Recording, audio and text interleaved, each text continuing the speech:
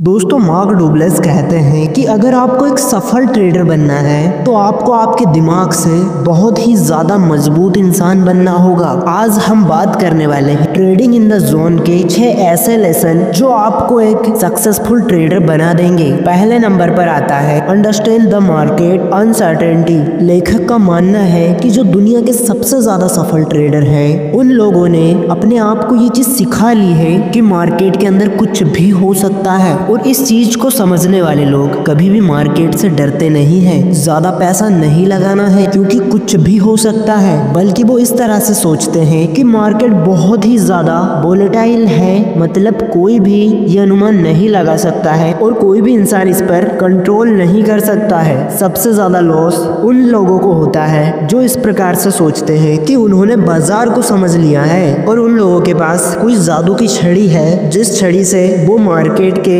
Movement को तुरंत पकड़ सकते हैं। लेकिन दोस्तों बाजार का व्यवहार और इसका मूवमेंट किस तरफ मूव करेगा बहुत सारे कारणों पर निर्भर करता है। इसी कारण से आपको हमेशा फ्लेक्सिबल रहना है और अपने दिमाग को पूरी तरह खुला रखना है, जिससे दोस्तों आपको टेंशन बहुत कम होगी और डिसीजन इम्प्रूव होंगे। तो दोस्तों प्रैक्टिकल लेसन जो है वो आप सभी के लिए यही वाला है। किसी भी तरह से ट्रेड लेने से पहले खुद को इस बात को याद जरूर दिलवाएं कि बाजार में कुछ भी हो सकता है और पूरा ध्यान प्रोसेस और प्लानिंग के ऊपर दें, ना कि आपको कितना रिटर्न मिलने वाला है इस बात पर। और दोस्तों स्टॉप लॉस का यूज जरूर से करना है और रिस्क को पूरी तरह मैनेज करें। और इम्पोर्टेंट बात यह है कि अपने आप को उस स्थिति तक तैयार रखें जिसमें आपका सबसे खराब ट्रेड होने वाला है। नंबर 2 पर आता है दोस्तों take responsibility for your trades.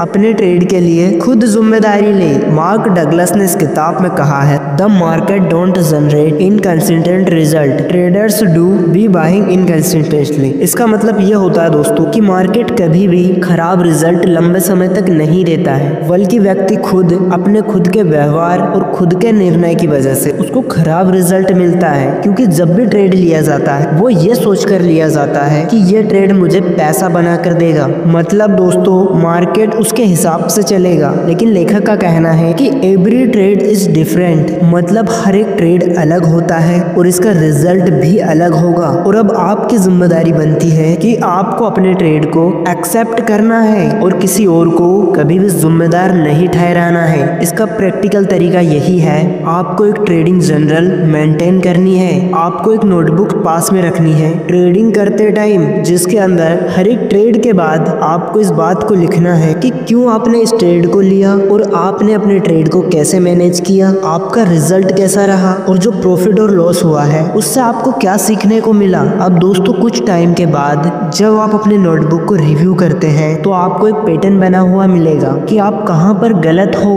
या फिर किस जगह पर आपको अच्छे से काम करने की जरूरत है। इसी को कहते हैं अपनी जिम्मेदारी खुद लेना, क्योंकि कोई भी व्यक्ति मार्केट को कंट्रोल नहीं कर सकता, लेकिन आप अपनी साइकोलॉजी और अपने माइंड सेट को या फिर उसे और ज्यादा इंप्रूव कर सकते हैं खुद के अंदर एक पैटर्न को ढूंढकर। ये था पॉइंट नंबर 2। अब आते हैं तीसरे नंबर पर, जो कुछ इस प्रकार से है develop a probabilistic trading mindset. लेखक का कहना है दोस्तों ट्रेडिंग एक प्रकार से संभावना का बिजनेस है, इसमें निश्चित कुछ भी नहीं है। Trading is a game of probability not certainties. जब आप अपना फर्स्ट ट्रेड लेंगे उसका रिजल्ट कुछ भी आए, आपको उस फर्स्ट ट्रेड से अपने आप को कंपेयर नहीं करना है। इसको थोड़ा डिटेल में समझते हैं। आप दोस्तों हर ट्रेड में प्रॉफिट नहीं बना सकते, जो बात बिल्कुल सत्य है। लेखक का कहना है दोस्तों एक ऐसा इंसान ढूंढना है सबसे ज्यादा प्रॉफिट कमाने की प्रोबेबिलिटी लॉन्ग टाइम में। ट्रेडर जो होता है दोस्तों वो हर 3-4 ट्रेड के बाद अपने आप से हार मान जाता है, लेकिन ट्रेडिंग में सक्सेस पाने के लिए, मतलब सबसे ज्यादा प्रॉफिट बनाने के लिए, उसके लिए आपको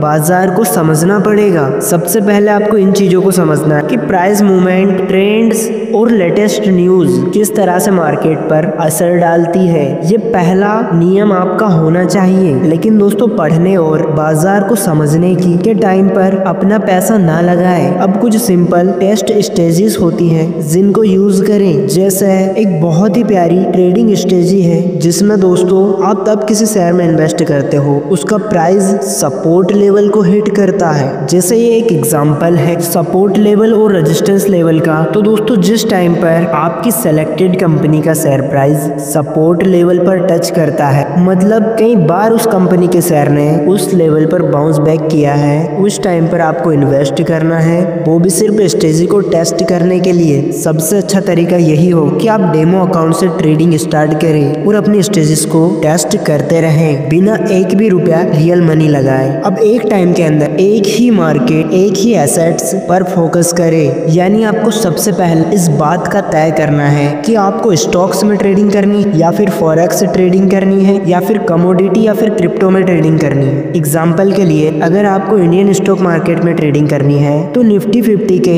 मूवमेंट को ट्रैक करने की कोशिश करिए। तो यहाँ पर प्रैक्टिकल तरीका यही है, खुद की स्ट्रेटजी पर हमेशा कंसिस्टेंसी बनाकर रखिए और सबसे पहले बाजार को समझने में अपना सबसे ज्यादा टाइम लगाएं और इस टाइम पर असली पैसा बिल्कुल भी ना लगाएं। और जिस टाइम पर आप ट्रेडिंग स्टार्ट करेंगे तो सिर्फ एक स्ट्रेटजी से शुरू करना है और हर ट्रेड के बाद उसे चेंज बिल्कुल नहीं करना है, आपको कंसिस्टेंसी बनाकर रखनी है। अब आते हैं दोस्तों लेसन नंबर 4 पर, जो मैंने बहुत ही अच्छे से सीखा है। Manage risk like a pro. Mark Douglas कहते हैं दोस्तों, predefining your risk, cutting your losses is the first step to creating a carefree state of mind. अगर आपको ट्रेडिंग करना है तो आपका दिमाग बिल्कुल फ्री होना चाहिए और दिमाग को फ्री करने के लिए आपको इस बात को डिसाइड करना है कि आप कितने पैसे का रिस्क ले सकते हैं। मान लेते हैं कि आपके ट्रेडिंग अकाउंट में 1 लाख रुपए है, तो इस बात को तय करो आप कितना पैसा लॉस करने के लिए तैयार हो। अब हम मान लेते हैं कि आपने 10% रिस्क लेने का सोच रखा है, मतलब 10,000 रुपए आपका लॉस हो जाता है, तब आपको कोई भी प्रॉब्लम नहीं होगी। अब आपको दोस्तों ट्रेड की पोजीशन साइज डिसाइड करनी है, मतलब एक कंपनी के कितने शेयर्स खरीदने हैं। मान लो किसी कंपनी का शेयर प्राइस है 500 रुपए और यही आपका एंट्री पॉइंट भी है। आप इस प्राइस से शेयर्स खरीद रहे हो। अब आपको स्टॉप लॉस प्राइस सेट करना है, यानी कि 480 का आपने स्टॉप लॉस लगाया है, यानी कि 20 रुपए पर शेयर का आपने रिस्क लिया है। इसे कहा जाता है रिस्क पर यूनिट। अब पोजीशन कैलकुलेट करने का तरीका है maximum risk divided risk per unit. इस जगह पर आपका मैक्सिमम रिस्क है 10,000 रुपए और रिस्क पर यूनिट है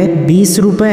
तो दोस्तों जो पोजीशन साइज निकलेगा वो 500 शेयर्स का रहेगा। तब आपने इस कंपनी के 500 शेयर्स खरीदे हैं, आपका स्टॉप लॉस 480 का है, तो तब आपको ज्यादा से ज्यादा लॉस होगा 10,000 रुपए का। अब दिमाग में रखने वाली बात यह है, हमने रिस्क का जो परसेंटेज है वो बहुत ही ज्यादा बड़ा रखा है, मतलब कि 10% का, लेकिन सिर्फ लोग 1 से 2% का रिस्क लेते हैं। लेकिन ये सारी चीज आपके रिस्क लेने की कैपेसिटी और ट्रेडिंग स्टाइल के ऊपर भी निर्भर करता है। जिस टाइम पर मार्केट बहुत ही ज्यादा वोलेटाइल हो उस टाइम पर आपको कम से कम रिस्क परसेंटेज रखना है, जिससे आपका पैसा बहुत ज्यादा सुरक्षित रहता है। तो दोस्तों प्रैक्टिकल तरीका यही है कि आपको अपने पैसे को बचा कर रखना बहुत ज्यादा जरूरी है, जिसी के कारण से आप लंबे टाइम तक मार्केट में टिके रहेंगे और पैसे को सुरक्षित किया जाता है प्रॉपर रिस्क मैनेजमेंट से, जिसको आपने अभी अभी सीखा है। अब आ जाते हैं दोस्तों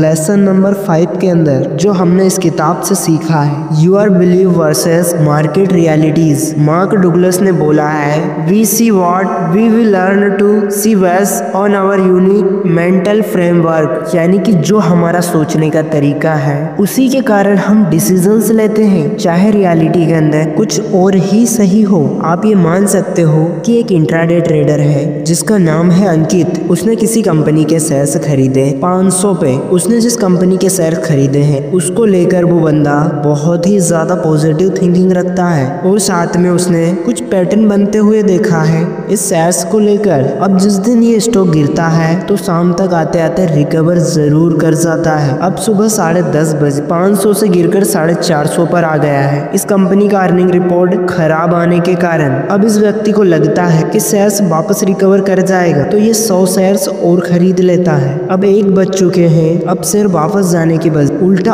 और नीचे गिरकर 420 पर आ चुका है। अभी भी अंकित को विश्वास है कि ये वापस रिकवर जरूर करेगा, क्योंकि पहले भी ये रिकवर कर चुका है। लेकिन 3:30 बजे जिस टाइम पर मार्केट बंद होती है तब इसका प्राइस रह जाता है 400 रुपए। तो इस जगह पर इस व्यक्ति को 10,000 रुपए का लॉस हुआ है उसके पॉजिटिव बाइंग माइंडसेट की वजह से। यहाँ पर 3 ऐसी चीजें जिसको इस व्यक्ति ने अनदेखा कर दिया। नंबर 1, इमोशन बायस, मतलब अंकित को पूरा विश्वास था अपने ट्रेड के ऊपर और उसने नेगेटिव न्यूज को बिल्कुल नजरअंदाज कर दिया, जो कि बाजार के गिरने का एक बहुत बड़ा रीजन थी। नंबर 2, इग्नोरिंग मार्केट सिग्नल्स, इसने इंडिकेटर जैसे वॉल्यूम और ट्रेंड लाइन उसमें पूरी तरह दिखाई दे रहा था कि सेलर यहाँ पर बहुत ज्यादा हाई है, लेकिन इसने सारे इंडिकेटर को इग्नोर कर दिया। नंबर 3 पर आता है नो रिस्क मैनेजमेंट, इस व्यक्ति ने स्टॉप लॉस का यूज नहीं किया, जिसके कारण लॉस मैनेज नहीं कर पाया। अब दोस्तों यहाँ पर प्रैक्टिकल तरीका यही है कि हमेशा स्टॉप लॉस का यूज जरूर करें। नंबर 2, मार्केट की न्यूज को जरूर फॉलो करें। और एक एडवाइस ये है कि इस लॉस से आप सीख लो कि कैसे उसके पॉजिटिव माइंडसेट ने उसे बार बार मार्केट में एंटर करवाया, ऐसे ट्रेड भविष्य में ना ले। अब हम आ चुके हैं लेसन नंबर 6 के ऊपर, जो कि बहुत ही ज्यादा इम्पोर्टेंट पार्ट है, अचीविंग द जोन। इस बुक का ये लास्ट चैप्टर है जिसके अंदर ऑथर ने बताया है एक ऐसे मेंटल स्टेट के बारे में जहां पर हर ट्रेडर एक जोन में चला जाता है। जोन का मतलब आप ऐसे ट्रेड लेते हैं बिना किसी एफर्ट, बिना किसी हेजिटेशन या इमोशन फीलिंग। जब आप जोन में चले जाते हैं, जब वो आखिरी जोर लगाकर ट्रेडिंग करता है, जो बाजार के मूवमेंट और ट्रेडिंग के प्लान के साथ पूरी तरह से एक रेखा में होता है। ये हर ट्रेडर के लिए लास्ट लक्ष्य होता है जो प्रॉफिट के लिए प्रयास करता है। अब दोस्तों आपके दिमाग में ये सवाल आ रहा होगा कि आप किस तरह से इस जोन को प्राप्त कर सकते हैं। अब पहली स्टेज ही है ट्रेड लेने से पहले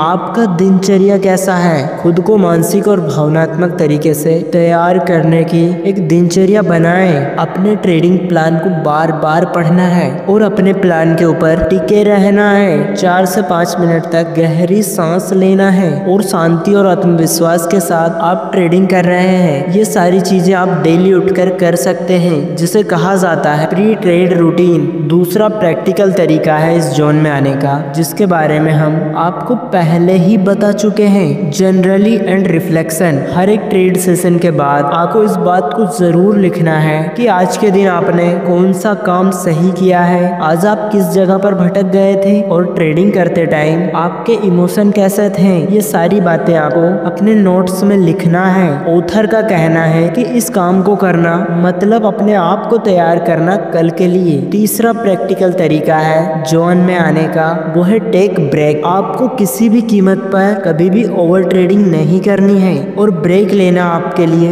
बहुत ज्यादा जरूरी है, जिसके कारण आपका दिमाग हमेशा ताजा रहता है, जिसके कारण आप बेहतर ट्रेडिंग कर पाते हैं। अब आपको इस जोन को अचीव करना है तो अपनी प्रोसेस और स्ट्रेटजी पर भरोसा रखें। आपके ट्रेडिंग के सफर में आपको लॉसेस तो जरूर होने वाले हैं, लेकिन आप एक ट्रेडर हो तो आपको अपना रिस्क जरूर मैनेज करना है। और बहुत जरूरी एडवाइस है कि आपको हमेशा कंसिस्टेंट रहना है और इस जोन को प्राप्त करने के लिए आपको एक प्रकार की ट्रेनिंग करनी पड़ेगी, जिससे आपको एक एज मिलेगी और एज आने के कारण आप बाकी ट्रेडर्स के मुकाबले ज्यादा टाइम तक प्रॉफिटेबल रहेंगे। ऑथर ने इस बुक के अंदर कहा है the best traders aren't afraid, they don't hesitate, waver or doubt themselves, they trust their edge and execute। इन सारी बातों का ये मतलब है कि एक सक्सेसफुल ट्रेडर डर, झिझक या फिर शक को अपने फैसलों के ऊपर कभी भी हैवी नहीं होने देता। वो लोग अपने ट्रेडिंग स्ट्रेटजी हमेशा भरोसा रखते हैं, अपने प्लान्स को लगातार डिसिप्लिन के साथ फॉलो करते हैं, बिना किसी डर और लालच के उसके बेसिस पर कभी ट्रेड नहीं लेते। ऑथर ने समझाने की कोशिश की है ट्रेडिंग एक प्रकार से सर्टेनिटी नहीं बल्कि प्रोबेबिलिटी का बिजनेस है। इसी कारण से एक सफल ट्रेडर वो एक एक ट्रेड के प्रॉफिट पर नहीं बल्कि लंबे समय तक कंसिस्टेंसी बनाए रखने पर ध्यान देने को कहते हैं। तो दोस्तों अब हमने आपको trading in the zone book की 6 सबसे ज्यादा प्रैक्टिकल लेसन बताए हैं जो हमने सीखा है इस किताब को पढ़कर। तो दोस्तों मिलते हैं नेक्स्ट वीडियो में। आपको वीडियो अच्छी लगी हो तो लाइक सब्सक्राइब जरूर करना।